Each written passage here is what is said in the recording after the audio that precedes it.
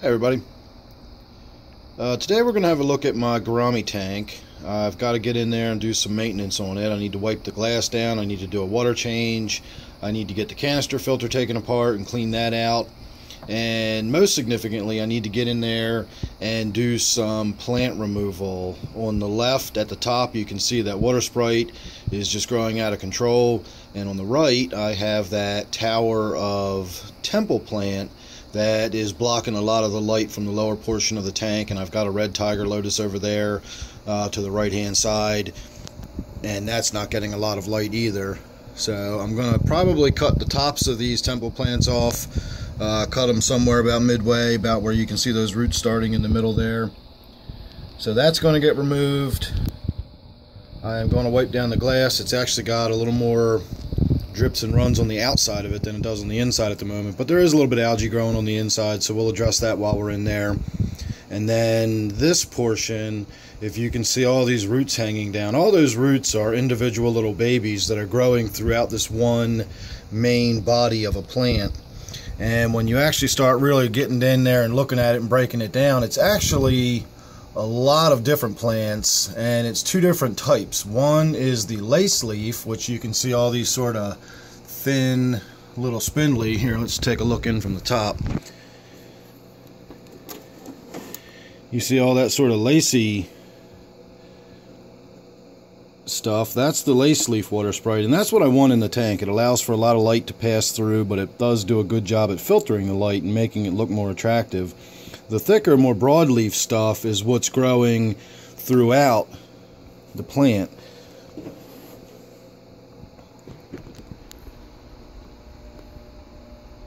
So, I've got a lot to do today. I really honestly don't feel like doing a whole ton of videos, so I will at least do a before and after. I'm not going to do a lot of the, fiddling around while I'm doing the water change and the canister filter and all that. And that way you will get a simple before and after. So here's your before, and here's your after.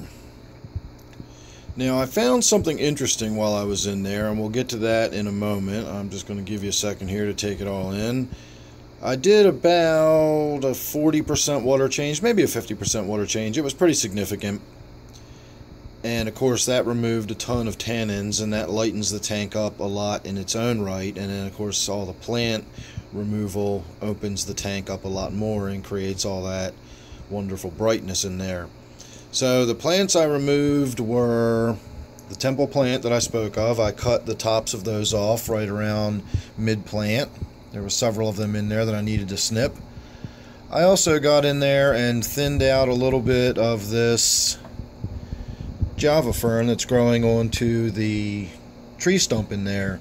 It was growing both back towards where that gold gourami is now and up against the glass, and it was growing off to the left here and towards the front, and it was really blocking a lot of light, and it was just getting to the point where you couldn't really see the wood it was attached to anymore, and that just wasn't cutting it for me. So we thinned that out as well. And then of course we did the simple water change. I wiped down the glass, I wiped down the outside of the glass after I was all finished. A couple pieces of Java fern that got knocked loose, I repositioned. You can see this one that's looking all sort of discombobulated there sideways. I just sort of tucked that under that piece of rock. And this little chunk right here that is now in the center of your screen, that had knocked loose. Not even sure where it came from, but it was floating around the tank, so I tucked it under that rock right there, and hopefully that will sort of attach and root in at some point in the future. The interesting finding was that this stuff that I'm calling lace leaf and the other stuff that I was calling the broadleaf, you can still see some of that in there. It's the same plant. The roots were all attached, and all of those broadleafed babies were actually being detached from this big mother plant. I thought this plant was separate from the other one, so now I'm scratching my head as to why it looks so spindly. Let's open the hood again here for a moment, see what it looks like now. So you can see how that allows for the light to pass through much more easily. But you see these few broad leaves that I've left in here? These couple little plants over here are free-floating individual little plants, and they'll start growing and getting bigger, and those roots will begin to develop. And I thought that's what was going on. I thought it was just some of those small plants in there, and I had never fully gotten them out, and as a result, they kept multiplying and multiplying, and that's why I had so many in there. It wasn't until I actually got in there and started pulling them apart that I realized it's all part of the same plant. So I'm not entirely sure what is going on with what we will call the mother plant there. You can see right here some of these broader leaves are still attached and are developing into new babies. You can see the little roots beginning to develop, and they're very clearly coming off of that very spindly, wiry looking plant. So not sure about this plant or aquatic plants. I don't have years of experience. Well, I guess I do technically, but I don't have the same kind of experience as I do with terrestrial plants, garden plants, and that sort of thing, house plants. And in my experience with those kind of plants, whenever you see funny things happening with the leaves, whenever you start to see the leaves a really dark color or a really pale color, when they get all stretched out and long and skinny, or they group together and they're really tight and compact, usually it's something to do with their nutrition. They're either getting too much of something, they're not getting enough of something.